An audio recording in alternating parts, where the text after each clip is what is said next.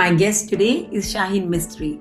Shaheen was born in Mumbai, grew up in 5 countries around the world, and at the age of 18 returned to Mumbai to do something about the unequal opportunities that children have in India. She founded the first Akanksha Center in 1989 with only 15 children. The Akanksha Foundation today runs 26 Akanksha schools, impacting over 14,000 students and 4,000 student alumni. In 2008, searching for a way to impact more children and inspired by the Teach for America model, Shaheen founded Teach for India with the audacious vision of providing an excellent education to impact more children across India by building a movement of leaders. Today, Teach for India impacts 34,000 children through the direct work of 1,000 fellows. Shaheen serves on the boards of the Akanksha Foundation and the advisory board of Museums of Solutions. She has been a recipient of many accolades, including the Beyond Business ET Prime Women Leadership Award for 2020 and the Niti Aayog's Women Transforming India Award. Shaheen has built the largest network of education changemakers in the country. Without further ado, let's listen to Shaheen's inspiring journey. Hi, Shaheen. A very, very warm welcome to the show. Thank you. It's lovely to be here. Awesome. The funny story in this conversation, and I want to share it, is I don't even know if I should call it the funny story. I started my volunteering journey almost 8 years back. And when I went to Jai Vakil and I spoke to everybody, I don't know how many times I heard your name that day. And I felt like a little bit of an ignorant person, like, what is this? Like, everybody is talking about Shaheen and I don't even know who that person is. And I quietly came back and Googled your name and I was like, oh my God, like how did I not know who this inspiring person is? And I wondered if I'll ever meet you. So I do want to say that I'm really, really honored and excited to chat with you today. Thank you. Appreciate the opportunity to be able to do this. This is great. So from here, Shaheen, for the benefit of the listeners, do you think, you're giving a little introduction and how you see your place in the world? Is that a good way to start the conversation? Sure. That's a beautiful question. How do you see your place in the world? I think for me, it started out very early. I spent a lot of time volunteering as a student. I lived in many different countries. I had many different experiences. I grew up with a lot of privilege, and I would travel back home to India to visit cousins and grandparents. So I was constantly exposed to this world of equity and inequity all the time, and started questioning very, very early on why I had the opportunities that I had. And I think really my place in the world came from the realization that I had done absolutely nothing to deserve where I was. And the best way I could explain it to myself as a young girl was somebody flipped a coin and I got lucky. And so I felt a responsibility very early on to do something about a world that just didn't feel fair to me. And I think that's really been my place in the world, has been to say, how do I make the world a little bit more fair by creating opportunities for children through education? That felt like not certainly the only way to make the world a better place, but it felt like a very strong bet to make. Thank you for sharing this. I literally made these last minute notes. And the question which came to my mind was, you've said so many times that you're entitled and we all feel very entitled. And I was wondering that, do you ever feel guilty then for this, situation? And if I'm hearing you correctly, you've actually reframed my perspective just in a jiffy, like saying that it's just luck. So rather than feeling guilty, just pay back and solve for it, the inequity and everything else. Does that sort of make sense? Is that a good way to look at it? I mean, I think it's such a difficult emotion, guilt. I think I felt guilt for many years until I realized that it doesn't have a lot of purpose. The emotion of guilt, like, it doesn't help. It pulls you down, but it isn't motivating. So I think what I tried to do over time is just focus on what I could do with a lot of humility around the idea that like it's just never going to be enough. Like whatever I do is always going to be a tiny amount, but at least if I'm trying to do it, there's a sense of I'm part of the solution and not adding to the problem.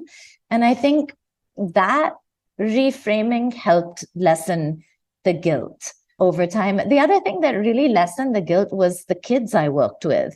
I mean, they were incredible. Like I would feel so conscious of coming in different clothes or driving a car to school. And my kids never made me feel that way. Like they accepted me for who I was, and they helped me see wealth and what one has in a much, much broader way than I think my very sort of naive, ignorant perspective was in those early days. And is the guilt still there, or does it ever come and go, or have you sort of made peace with that and reframed your perspective? Yeah, I mean, I don't think there's guilt as much as just like deep sadness, like waves of sadness that come from time to time. I think just so many of the people that I work with and I know struggle with challenges so much bigger than their ability to manage those challenges. That often feels very unfair, especially when they're children.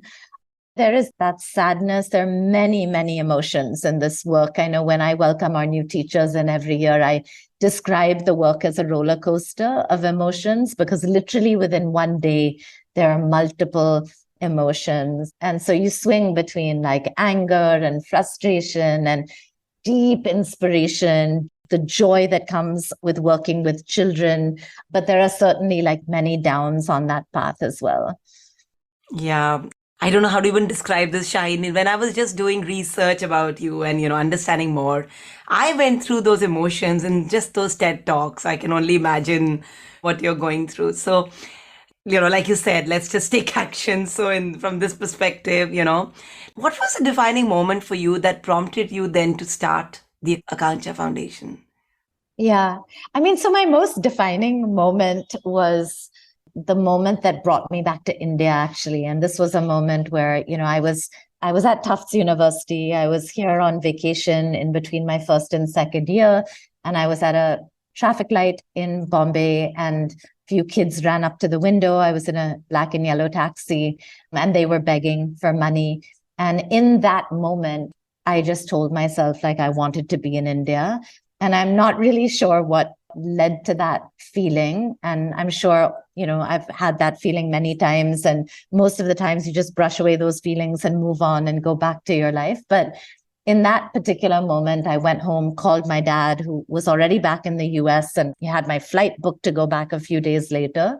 And I said, I just don't want to come back. Like, I think I want to be in India and I want to do something. And that was a very strong instinct, nothing really more than that. So that was a very defining moment. And I think because, of course, a lot of people questioned that decision and didn't understand why I wanted to do that, it made me even more rebellious. I was already quite a rebellious kid, but it made me even more rebellious and like, I need to make this work now. And that, I think, prompted me to then try to discover Bombay in a different way than I had known it before. So I went into jails and into communities and into the High Court. And so I just tried to understand a different part of the city. And as part of that, there was a second defining moment where when I walked into a low-income community very close to my grandmother's house where I stayed, I met a girl. I was 18 and she was 18, and I didn't speak any Hindi at all, and she spoke no English at all, but she smiled and welcomed me into her home. Her name is Sandhya. And she just told me to sit down, and I was fascinated by her and her life. And a few children ran into her home, and that really became my first classroom. And so that relationship and friendship that evolved with Sandhya, she was from such a different background. I don't know how we really communicated with a lot of hand gestures. And eventually I brought a friend along to translate a little bit.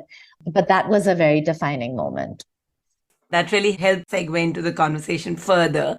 I read again a lot about how your nani has played a role in making you what you are. So, would you like to share about that right now? Like, it's so heartwarming, all those stories which I read about. Yeah. It is incredible to me that I don't think there is a single week where I don't actively think about my Nani in some way or the other.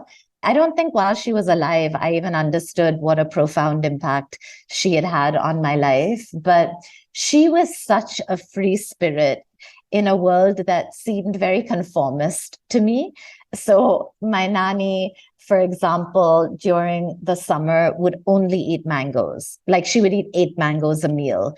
At the age of like 75 or 80, she decided to start painting, and then she just never stopped painting. And she had enough money. She would go to the local jewelry store and buy these little gold trinkets to give as gifts to people, but she refused to take a taxi. She thought that was a waste of money. She'd jump onto an overcrowded BST bus. So she was just such a free spirit, and she really lived life the way she wanted to live life. She was one of the most creative people I ever met, and she never cared about what other people thought, including us. She would tell us, like, take it or leave it. You don't want to take it, just go. And I think that courage that she had, the creativity, the ability to say, I'm going to live life on my own terms, the crazy level of trust she had in people.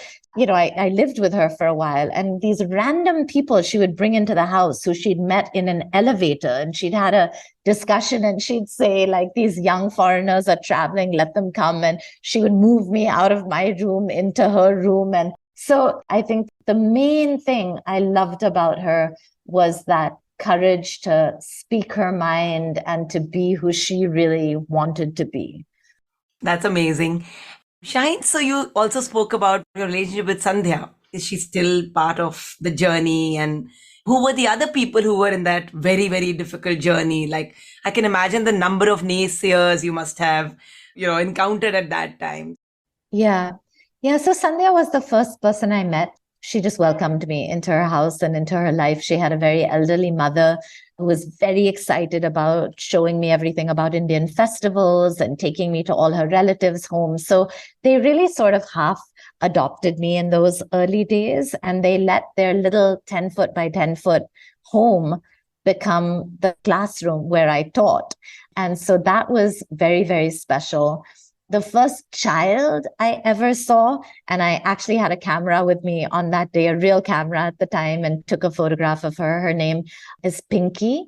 And I lost touch with her many years later, but I often show people that photograph of Pinky because she had these like really big, sparkly eyes. And I find this with Indian children everywhere. If you look into kids' eyes, you see this sparkling potential.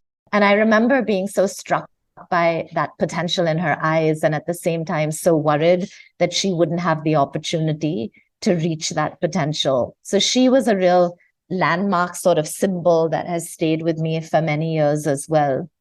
And then the early days were all like Xavier's students, because I was at St. Xavier's College, and everyone at that time used to bunk a lot of classes and sit in the canteen. And I would go around to all these young people in my class. Funny story, I was the only college student who wore a khadi sari and big colored bindis every day because I was just in love with India. So I wanted to just be Indian when I came back. But I would go and talk to all these people in the canteen and say, there's so many problems in India. Don't you want to do something about it? And pretty much everybody would say yes. And then I would be like, well, if you want to do something about it, why aren't you doing something about it?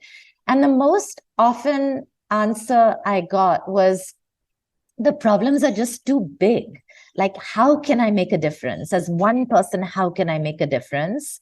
And so I went home and I started painting all these posters that really just said, as one person, you can make a difference. And I put them up all over college. And so the people that came forward who saw those posters and listened to my rants in those early days became the first volunteers at Akanksha. And I feel very, very grateful to them because the first 4 years of Akanksha, we didn't have a single paid staff. Our only expense was the bus that would take the children from the community to the school. And everyone was just volunteering. We didn't really know what we were doing. We would sit on Sundays and sort of discuss what we had learned in school. None of us were trained teachers. but there was a lot of pure intention, a lot of passion, dedication to want to serve children and to learn what we needed to learn. This is so amazing. And I have to stop using that word again and again because everything you're going to talk about is going to be inspiring. You spoke about the fact that you had to literally knock at 19 schools, like go to 19 schools Yeah. till finally, father, I forget his name, said yes to you. Yeah. And then you just grabbed the opportunity and said, we're going to start the very next day. Yeah. So help me see that scenario. And was it truly as impulsive as that? Yeah, it was. So basically what happened was I had started teaching in Sandhya's home. And very soon, in a few months, I realized that unless we get our kids to be in a physical school and see something outside of the community, it's going to be very hard for them to aspire to something different. And so then I started searching for schools. And as you said, I went to, 19, 20, 21 schools. And I think that built my conviction to do this work more than anything else, because I was appalled at the response I got from school leaders, including these were convent schools, these were all kinds of schools, government schools. People said, this is a great idea, Shaheen, but it's too revolutionary for us. People said, our children who study here are higher income and they will get diseases from your children. I even had one sister who said, your children are from the fishing village, they wear glass bangles and they will scratch our desks. And that's why you can't use the classrooms in the afternoon. So I was very fueled by a lot of anger, saying all I'm asking for is a space that is locked up for 2 hours a day. I literally told school leaders that I would carry a broom with me. I would clean the classroom. I would carry everything back and forth. And I still couldn't find a space. And so finally, I was sort of on the verge of giving up. And I walked into the Holy Name School in Colaba in Bombay, and I met Father Ivo D'Souza, and I walked right into his office. And I basically said, Father, my life is in your hands, because this is it. If you say no, I don't know where else to go. I've been to 20 odd schools and everyone has said no. And I think he was just very amused by that statement. And he said, what do you need? And I said, I need a classroom for 2 hours every afternoon. That's all I need, nothing else. And he said, okay. And so then he said, when do you want to start? And I was so nervous that he would change his mind that I just said tomorrow. And as you said, it was very impulsive. I had no idea how I would start tomorrow. I went back to college. I sort of mobilized a lot of people. I said, even if you don't want to volunteer, just pretend to be volunteers for the first week and help me out. And that's really how we started. You've said in a lot of places, I'm a foolish dreamer. So how do you then, ensure that everybody speaks the same language? How do you bring people who dream the way you dream? People who resonate with your dream, who understand your dream and carry on with you? Yeah. I don't know the answer to that. I feel like it just happens organically. I think ideas draw people. And when I said, this is what I want to do, and really my idea was very simple. My idea was we have everything we need in India to educate our children. We have kids who need to be educated. We have young people who have time to teach, and we have spaces that are lying vacant. And so all we need to do really is bring these three together. We need to convince people that have spaces to give them. We need to convince people that have time to give the time, and kids want to learn naturally. And I think that idea just appealed to people. It was simple. I was asking people to give a small amount of time. You can go to your movies as a young person, and you can attend classes, and you can hang out with your friends, and 2 hours a week, come and teach, and I think the simplicity of it, keeping the bar of entry a little bit lower, helped people. And I also realized, Emma, that everybody wants to do good. It's been one of my big realizations over time, that people may forget the way, people may feel fear around the first step, but there is something in us that wants to help others. And often people just don't have that platform. And what I found at Xavier's was these young people just needed a platform. And when you made it easy for them and you said, all you need to do is this and come in once a week and, I'm going to bring the kids in, I'm going to organize the space. You just come and teach. And when you give them freedom and responsibility together, so like there was no set curriculum, there was no it was really let's try to understand what our kids need and let's try to deliver that to them and let's learn really, really fast because we don't know what we're doing. So let's continually ask people, try to gather whatever expertise we can, read a lot, learn a lot, ask for help a lot. So I think those pieces actually helped align some people towards this vision. So when did you become, sort of more strategic or more intentional about then the approach of Akanksha? Is it as free-spirited even today?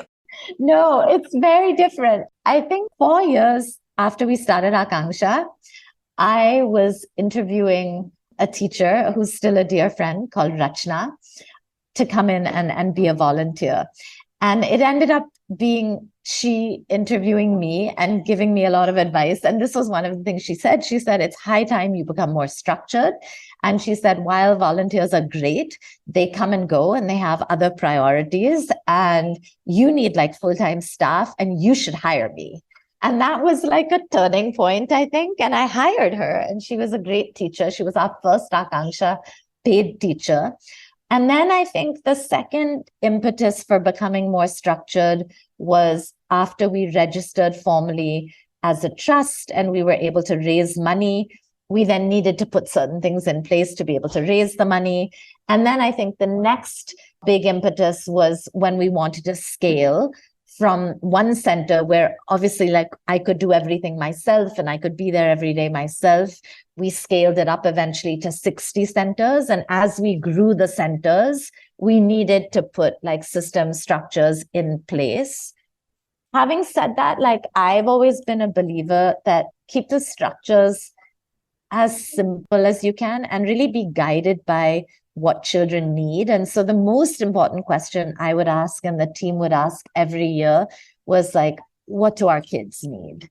And so Akanksha really evolved in response to that question. And so as our girls got older, some of them wanted to learn sewing. We started a sewing class.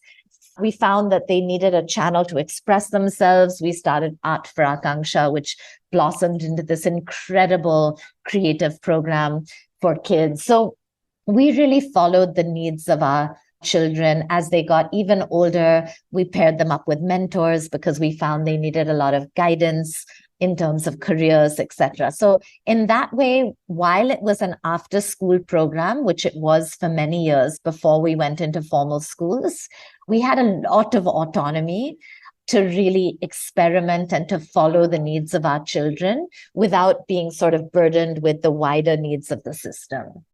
Very interesting. Shaheen, is that what led to Teach for India then? Let's shifting gears a little bit. What made you extend to the Teach for India umbrella? And the other thought which comes to my mind is that looking at the audacious goals you had in mind, is it that Akanksha won't be able to solve for all that? Is that why Teach for India really started? Yeah. So I think Teach for India for me definitely started because of the children at Akanksha. We all know that education changes lives, but I think I was so lucky to see that journey with children in such a close and direct way that I was just amazed. I always feel like one regret I have is that I didn't have an even higher bar when I started because my kids fully exceeded the expectations I had of them. And when they did that and I saw changes in the children that I worked with, it just felt like a really big responsibility to expand that and to say, if that's possible with a Seema and a Parveen and a Sumit, then how do you make it possible at scale? And when I asked that question, the answer that I came back to was leadership. If you really want to do this at scale, you need leaders at all levels of the system who are committed to that idea. You need leaders in the classroom, but you also need leaders at the level of the education ministry who all believe that our kids deserve and need, and we can give them an excellent education. And so that really is what led me to studying the Teach for America model, because the Teach for America model was very centered around this idea that, like, if you change the leadership in the system, you can start to move the needle on education.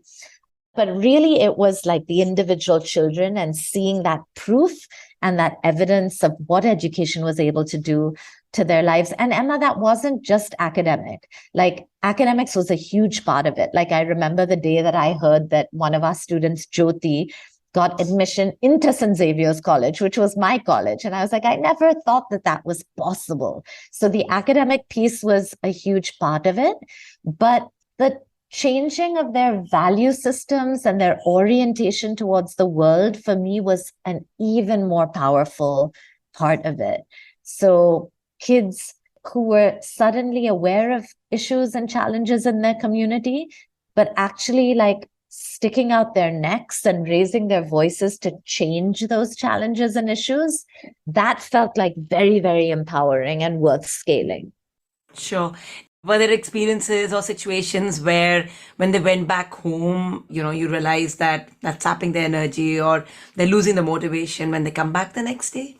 I think that was a huge concern for us. In fact, the pivot in the Akanksha model from an after-school center to a full school model came from that challenge, that actually, like, there were 3 different systems that our kids had to face, and all 3 were giving them different messages every single day. They were going to a government school, they were getting one set of messages, one form of education. They were coming to the Akanksha Center. That was a very different, much more innovative, engaging form of education. We would tell them to speak up, and then they would go home, often to quite conservative families, and there would be a mismatch there as well. And while our kids learned over time, mostly to navigate that, like, it felt like a very big burden for children to carry. And that led us to say, can we actually become the school itself? So at least we eliminate the other school, and there's one school, and that school also looks at parent engagement and bringing parents along. So we eliminate these like different forms of conflict in our children's lives. That makes a lot of sense, yeah. I can only imagine it must have been so difficult for you to really let go at some level of Akanksha and fully focus your energies on building those leaders for Teach for India.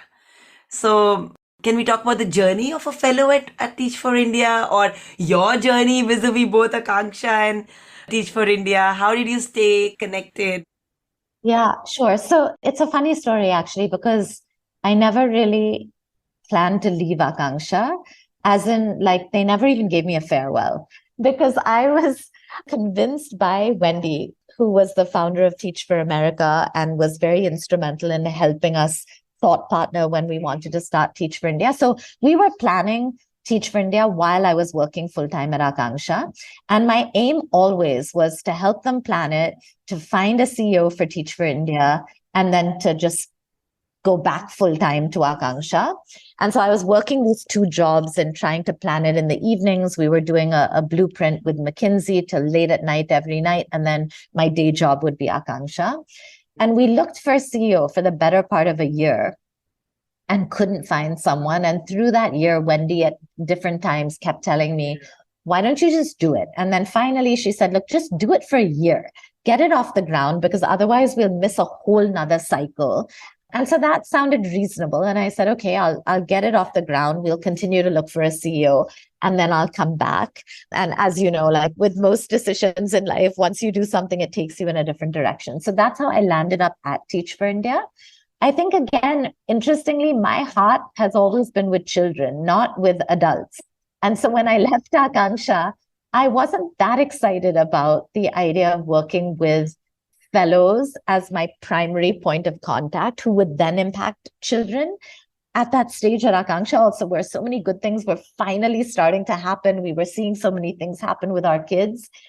And so that was my starting point at Teach for India. Like, I believed a lot that fellows were very important because otherwise we could never get to scale. But my own personal connection was much more with children than with fellows. That also, Emma, has shifted drastically over time. Like today, I love working with adults and I love working with children, and I still do work with children as well. But I think that idea of like building leadership and seeing, especially young people in their 20s, 30s, really change and shift their sense of purpose, grow in their leadership, I think that is very, very powerful. And at Teach for India, the journey of a fellow. So one is we put a lot of thought into where we recruit from and how we select our fellows. We're really looking for some of our brightest, most committed young people from across the country who really want to make a difference in education and who really want to make a difference in India, in building a better India. And then we have thousands of people apply to the program, about 15, 20,000 year on year. We select between 6 and 8% of people that apply to the program. And so that's where their journey starts. Once they're selected, they come to, it's a beautiful space, which we call the Teach for India Institute. And it's a residential 5-week program where all of these hundreds of people that get selected come in together. And you sort of see them on the first day. They look a little bit lost because they've all come from different parts of the country. And then by day 2, it's almost like you're in a sea of revolutionaries, because these are all like high passion people who believe that there needs to be change in the country, that education needs to change, that kids deserve better. And there's an energy to that training space, which is just absolutely magical. And so that's the first leg of their journey, the 5-week boot camp, where they're really learning about the culture of Teach for India, about the building blocks of strong starting teaching. They go into communities, they understand children, they understand equity, and then they go to one of our 8 cities where we have placement schools. So we have tie-ups with government schools, with low-income private schools, and they are placed for 2 years as a full-time teacher in a classroom.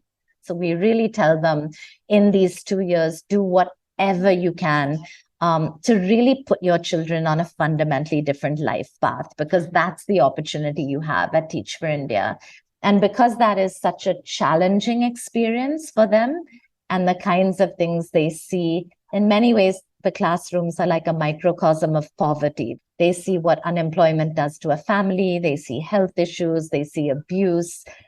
And so their leadership grows in a really exponential way because they're in service of children, but also confronting and trying to overcome these challenges. That's beautiful. Any anecdotes or stories of any of the fellows you can share with us? I know there are so many and it's hard to make a choice, but love to know some growth of any fellow or any such story. Yeah, I can tell you one story that spans Akanksha and TFI, because I think that's been beautiful also to see how things come full circle. But this was a little girl who came into Akanksha when she was about 10 or 11 years old. Her name's Seema, and she had a wonderful teacher called Rajshri. And Seema didn't like school. She would run away, and Rajshri would go patiently every day to the community to bring her to the center. At that time, the Akanksha Center was housed in the planetarium building in the basement. And, over time, she started coming. She still didn't have a lot of self-belief. And I remember her telling me that, I used to tell Rajshri Didi that I don't believe in myself. And Rajshri Didi would say, it's okay, Seema, if you feel that way right now, but I believe in you. Seema was from a single parent family. Both her elder brothers had not completed school. No one in her community had ever gone to college. Fast forward, she was the first child to complete school, go to college, complete college. And then at the end of college, she applied for an MBA program. She really wanted to pull her family out of poverty. And coincidentally, she also applied in the same year for the Teach for India Fellowship. This was year 2 of the program. And she called me a few weeks after this whole thing happened. And she said, Didi, I don't know what to do. I got accepted into both the MBA program and the Teach for India fellowship. And I said, Seema, I said, you go home. I'm sure, spend some quiet time with yourself. Ask yourself what you really feel inside you want to do. I'm sure you'll figure it out. And I heard a couple of days later that she had turned down the MBA program and joined the Teach for India fellowship. I asked her later, I said, what led you to take that decision? And she said, I had a teacher who changed my life. What more could I ever aspire to do than be a teacher who changes the lives of others? So she moved to Pune, to our Pune site. She taught there for 2 years. She was a fantastic teacher. I remember towards the end of her fellowship, she actually staged a whole production of Charlie and the Chocolate Factory with her own students. And then she went on to start a school. She ended up then working with the government on education projects at scale. She then went on to work in a high-income school, trying to get high-income students to contribute back to communities. So that for me feels like such a beautiful circular story of someone who went through a program, but then came back and is contributing so much in her own way. But there are countless stories, Emma, like that I could tell you. And I can see you light up when you talk about it. And that's why I was saying that how hard it must have been for you to let go, metaphorically, of Akanksha and, focus only on Teach for India. Yeah, interestingly, it was a lot easier than I thought it would be.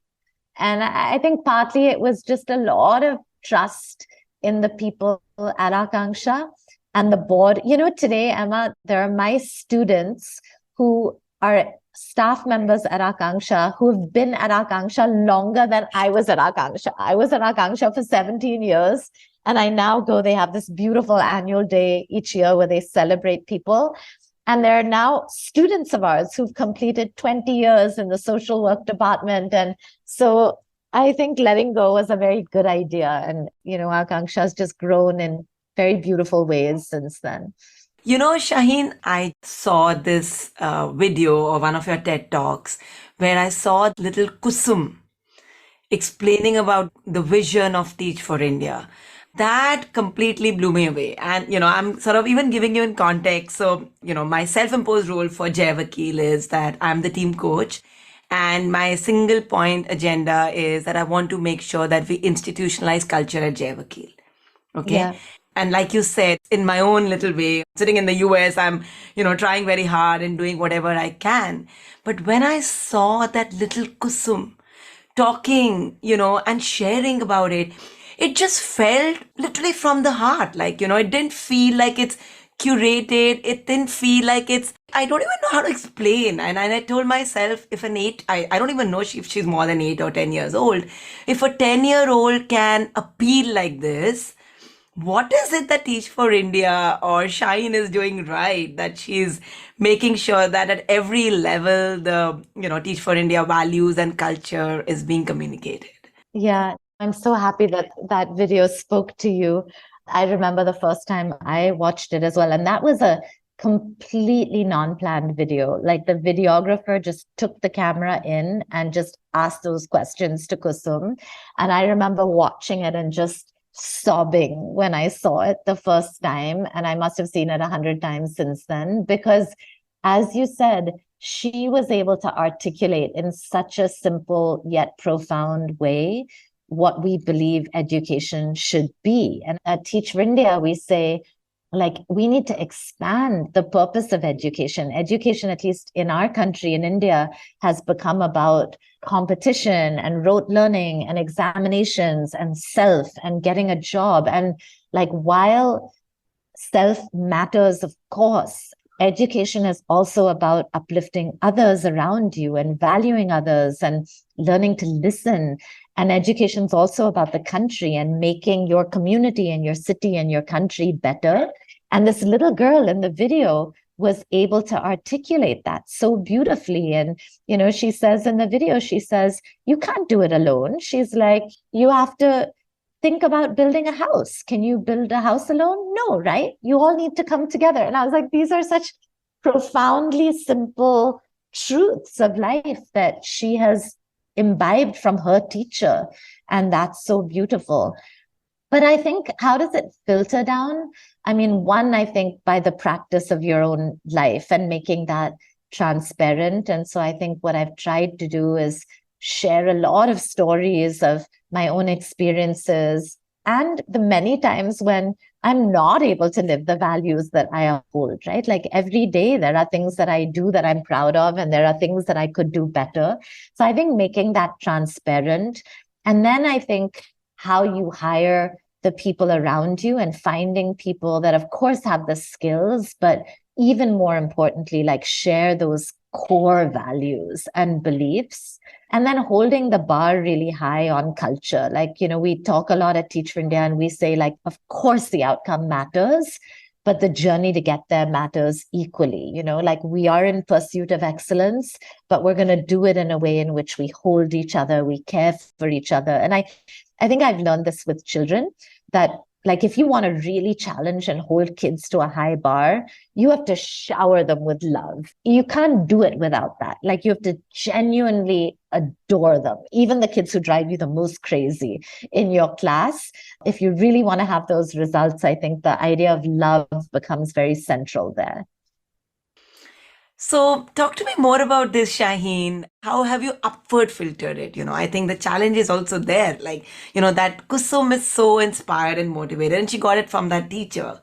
So, how did that teacher imbibe it? I'm sure you've been really interested about building that culture. Yeah.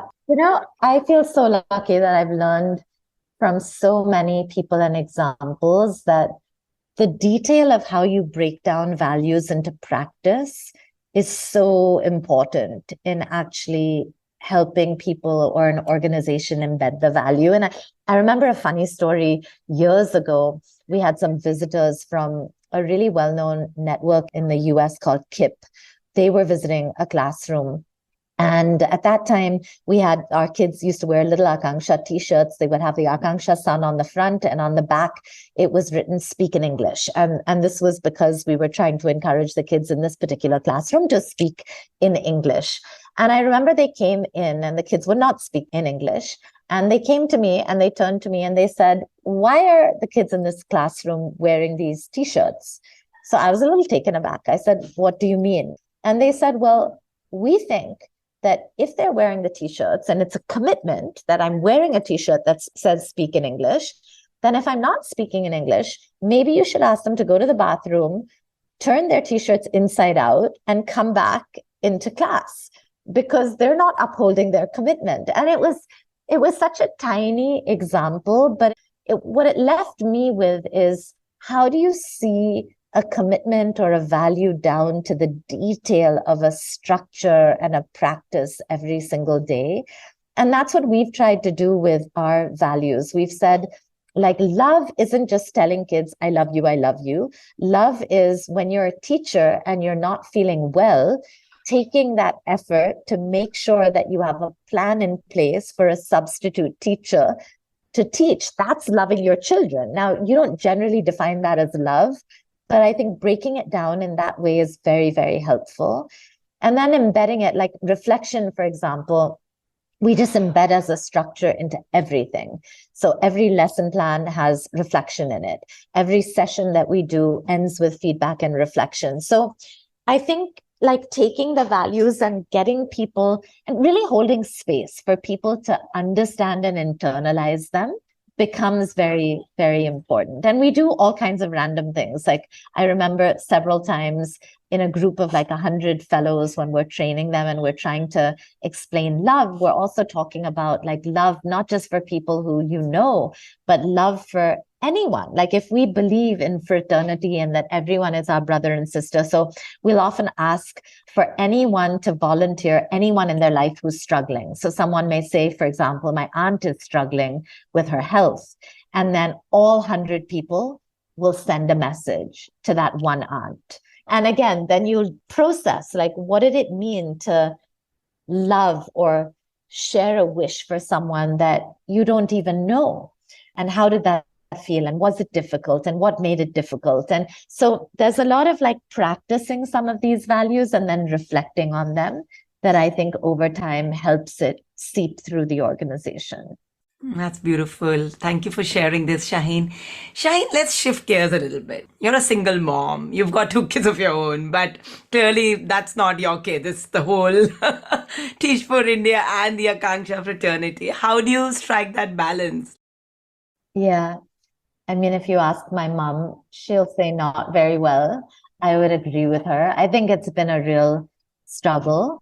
When you talked about guilt earlier in the conversation, this is where I think I felt the most guilt for a long time until I also learned that guilt there also was very, very unhealthy. And I just let go of it. Like literally overnight, I said, I need to accept. And in fact, the chairman of my board for the first 10 years of Teach for India, and before that for many years at Akanksha's Anu Aga, who's one of the people I have just the most deep respect for. And I remember one day I was talking to her about all these struggles of, I'm not able to do what I need to for my kids, and I'm not able to do what I need to at work, and I'm constantly feeling pulled. And she sat me down, and as she often does, and she said, Shaheen, why do you think you're a superwoman? I hope you know you're not a superwoman, And she said, get yourself off the pedestal and understand that you are very deeply flawed. And all of us are. And actually the beauty of being human is in that. And that message really helped me. I just changed the way I thought of myself. I said, it's okay. Like if I can't be there for every birthday party, that's okay. And if I'm dropping a few balls at work, that's also okay, because the sum total of what I'm able to do. And maybe for me, it's more important that I leave my girls with a legacy of my own contribution to the world. And maybe they'll take that, maybe they won't, but like that's the legacy I am going to leave them with. And there is a sacrifice and a compromise I'm making for leaving them with that legacy, but it's a choice I've made. So that's mainly it. I mean, the only other thing I would add to it is I think the more self-aware I've become, the more I've been able to understand where the balance feels off for me. I think for many years, I was very worried about how other people would see the balance. But I began to realize over time that like when it feels imbalanced to me, then let me recenter and let me shift something. Let me create more time on one side or the other side. And I found that very helpful because I think ultimately for me, one of the most important things is to be able to go to sleep at night, basically being at peace with yourself. And for me, that realization that I know when I'm overstretching or when I'm ignoring my kids or like when it feels wrong to me, then rather than beating myself up about it, let me just try to recenter a little bit. Let's come back to this world of social needs and impact. There must have been moments of despair when you felt demotivated, given the situation, given the number of stakeholders you have to work with. How did you then, or how do you continue to cultivate hope when there is this feeling of helplessness, like at every level? This also sort of makes me double click on how will you define your leadership style? Because I think that's what probably brings that hope and uplifts people and uplifts your team. Yes, I'll try and answer those together. I think the first is, and all of my qualities have a burn. So let's see them on a spectrum. But I think the first is that I am very naturally able to see the future and what is working much more than I'm able to see the truth. In that way, I'm a little bit naive. I'm a bit of a dreamer. I'm much more comfortable in a space that feels positive. Like I struggle to read the news every day. And I think the advantage of that has been it's very easy for me to see the positives. Like often I walk out of a situation and I've seen 10 things that I want to keep talking about, and the person next to me hasn't even seen 5. I'm naturally drawn to what is working. I'm an idealist. I'm an optimist. That's the positive side of it.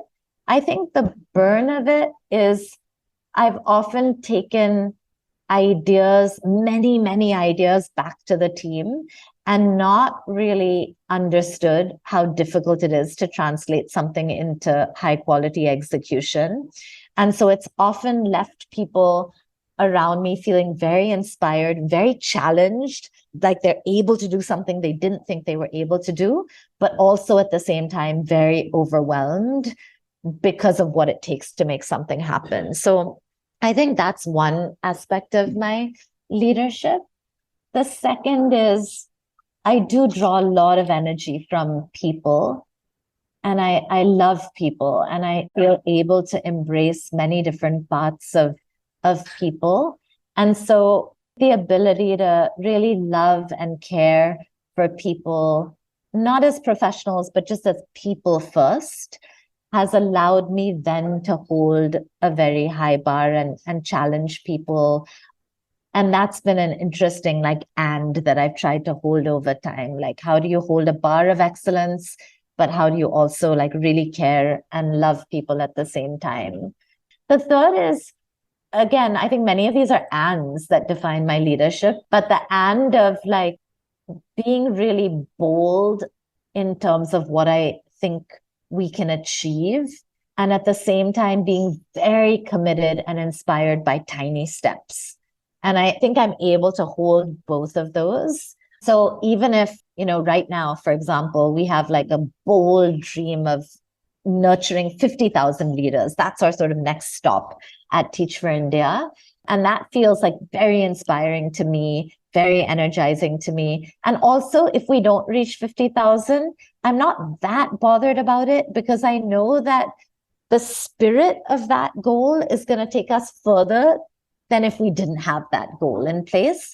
So I think a defining feature of my leadership is I'm also not that concerned about failing. Maybe I learned this from my nanny as well. I'm not that concerned about what people think. I mean, I am, but not excessively. And so my ability to stretch for things and dream bold dreams, it becomes a little bit easier because of that. That makes sense. You're talking about the fact that you're reimagining the role of children in education. You've literally spoken about how you're wanting to make them partners in this journey. What does this mean? And that's again a very bold dream. Yeah, thank you for asking that. This is something that does keep me awake at night, because I feel so excited by this idea. But the idea is this, right? If you look at India today, we have 260 million school-going children. And so for those of us in education, when we see all the breakdowns in the education system, that feels really overwhelming. How do you provide an excellent education to 260 million children? When you reframe that and you say, children aren't actually the thing you need to fix, but they're partners in this work of educating 260 million children, the whole paradigm shifts. Suddenly, they are there with you. They're your asset. They're your biggest asset. And together, you're going to reach that goal. Now, what does that look like in real words? Because it's a lofty idea. It looks like defining the role of the child in the system differently. So in a classroom, for example, rather than our traditional image of a teacher stands at the front of the class and teaches 30 children, suddenly everybody's a learner, and the kids are teaching the teacher and kids are teaching each other, and a kid who's a little bit more compassionate is teaching that, and someone who's better at math is teaching that. So it becomes this many to many ecosystem within a classroom. And then if you look at that at the level of a school, it looks like a principal not sitting saying, oh my God, I have 10 problems in the school, but literally putting those problems in the middle of a circle of teachers and students and saying, how do we solve this together? And if you take it all the way to the top level of the system, it looks like the next time education policy is drafted in the country, we have equal numbers of children and policymakers sitting together drafting that policy. But this idea is very natural and intuitive in business. In business, you would never decide something without asking your customers, why do you want this product? What product do you want? How should we create it? You would always involve them as real equal stakeholders. And yet in education, we don't do that. We don't ask children, why do you want to be educated? What kind of learning do you want? How do you want to learn? And so I think there's a real opportunity to reframe the role of the child in the system. And where have you reached in that goal? So we started a project under Teach for India 5 years ago called the Kids Education Revolution, with an express mission to do this, to like bring together educators and students to reimagine education together. And we've done the most fantastic experiments. We've run large-scale education conferences where children are teaching educators. So we're flipping the equation. We're bringing together people in retreats where teachers and students are problem solving around issues in education that they want to problem solve. Most recently, we're working on a musical right now where a group of children are on a journey to understand India's constitutional values of liberty, equality, fraternity, and justice. And they're on sort of a magical journey to say, what would it mean for them to show educators and children around the country how we can actually build these values into classrooms right from like second grade and onwards. So KER, Kids Education Revolution, is the culmination of all of these sort of different experiments, but they're all bringing educators and children together in partnership. It's like an educator brings something that's different, a child brings something that's different, and together they're just stronger. Wow. I'm completely flabbergasted. It might sound a little shallow, but I think it's worth exploring. You're so passionate about all that you're doing, and it's the only way you can do this. But the reality is that the people we carry along, also have to focus on their basic needs first, right? So, what's your perspective on financial independence, and how will you motivate, somebody in the young generation today that choose working in the social sector over working with the McKinsey or working with any such organization, because that's also part of their ambition? Yeah, I mean, that's such a good question. I think that, when I started my work, it really was not financially viable to be in the social sector. You had to really sacrifice financially to do it. And I feel very, very blessed that I had the support of family in my early years while I was finding my feet, and many, many people don't have that support. I think today, Emma, it's just different. You can't compete for sure with corporate salaries, but you can earn a really decent salary working at a leading nonprofit today in a way in which that wasn't possible in the past. And I think the thing to evaluate for people is, what are the things that you really value? Like, how do you define profit? Usually when we say profit or wealth, we talk about like financial wealth, but there are so many different types of wealth, right? So I have been very inspired by a dear friend of mine, Nipun, who introduced me to this concept of multiple forms of wealth. And what he says is, think about the social network you have when you work in an organization like Teach for India. I mean, anybody gets sick and it is like magic. Someone puts out a mail and within minutes, this community has mobilized the money needed. Somebody needs anything and there are 5 people there for them, even people who they don't know necessarily. So there is social wealth. There's time wealth, right? Like all of us have a limited number of years in the world. How do we want to spend our time? So I think when you start expanding the forms of wealth that you care about, and then you stack up working at a mainstream corporate versus working at a nonprofit, and of course you think about your own inclination and passion, right? Because we've had people at McKinsey who've been massive contributors strategically and otherwise to our work. And so there is no good place to be. It's really like what the right match is for you. But I do think oversimplifying it to you get low pay in the social sector is actually oversimplifying it. And that's not the right thing to do, because I think the benefits that you get here of network, of just meaning, like today with all the rising levels of stress and anxiety in the world, we're realizing that so much of long-term well-being doesn't just come from a 9 to 5 job and switching off on weekends. That's oversimplifying well-being.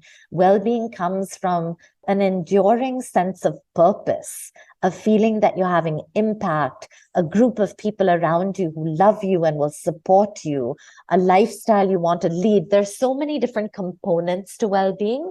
And I think the social sector fares poorly on the financial compared to the corporate sector, but fares really richly on many of the other dimensions. You've given a very, very honest perspective, actually, Shaheen, to the whole thing, It's almost like you've released people even from a sense of guilt, actually. This has been absolutely beautiful. Any parting thoughts for aspiring leaders as they find their own greatness? Yeah, I mean, just like for everybody to do as much as they can possibly do. I just wanted to share this story in response to that question in particular, because I had a student when I was at Akanksha called Latif, and he was one of these amazing students. He just was good at everything. Like teachers just loved him. We all adored him. And when he was in his early 20s, he suddenly got a respiratory illness and he passed away 12 hours after that. He used to live in a small, tiny home in the community with his grandfather, and he adored his grandfather. And the next day after he passed away, I was with his grandfather in the community. And his grandfather said, I knew that Latif was really unwell. And I gave him 15,000 rupees to go to a private hospital and not to a government hospital. And Latif, without telling anyone, because he didn't want his grandfather, who was severely arthritic, to go back to work, hid the 15,000 rupees, went to a government hospital, passed away 12 hours later. Again, one doesn't know if that would have been any different in a different hospital. But that day, I was just so amazed at how much we have the capacity to give as human beings. And from this 21-year-old kid, I said, I'm in the business of giving. Like I thought my whole life was about giving, but I know nothing about our capacity to give and how deep that is. And so my answer to your question would be like the world needs us to do as much as we possibly can in whatever way we want and for whatever issue we want. But I think just reminding ourselves that there is no limit on how much we're capable of giving. Like every time I think of Latif, that is what I remember. I want to ask you one last question. How do you stay grounded in these times? Can you share a practice of yours that helps you to stay like that? I mean, I think just surrounding myself with people that I love and spending a lot of time with children. Gandhiji said this, but like there is so much that you can learn from watching children that I think as adults, we somehow lose a lot of the things that came naturally to us as children. And just looking at children, being with them, seeing their joy, being joyful with them. I think those are the pieces, and really learning to see inspiration. I've realized that that's a skill, to look for the good and to find the good and then to talk about the good and to repeat those stories to people. I think those are some of the things. I'm a huge, passionate fan of animals. I don't know how I didn't bring that up right until the end of this podcast, but I have 2 dogs at home who I adore, spending time with my kids. So all the regular stuff, and trying to live a whole life and trying to always learn something new. So for the last 2 years, I've been desperately trying to learn how to paint, but that's been like a new adventure in my life. And that's been very special for me as well. It's your birthday tomorrow, and you spoke to me about being with your pets, and you spoke to me about flowers. What does it mean? And I read a little bit about it, but I didn't get to really understand. So before we end the call, Let's talk about the flowers and then I'll wish you a happy birthday and we'll end the Oh, day. that's so sweet. I mean, I love flowers, and my favorite flowers are poppies. I used to live in Greece, and so I remember like hills of wild poppies growing. But I think I just make it a practice once a week to walk down to my local flower shop and to buy flowers for the house. I think they remind you that everything changes very quickly, and they bring so much beauty into your day and your world. So that's what they mean to me. Beautiful. Thank you very much, Shaheen. This was truly special and it's been a very inspiring conversation. Thank you so much for this. Thank you for being a part of this incredible journey with Atlanta Diaries. I have had the privilege of hosting guests who courageously shared their most vulnerable selves with me. And even if only a small segment of these conversations can champion the journey of one person, it will be worth each and every moment. And together, we know we can create an even greater impact. So I do have a humble request for you. If you found value in these episodes, please consider sharing the podcast with your friends, family, and on your social media.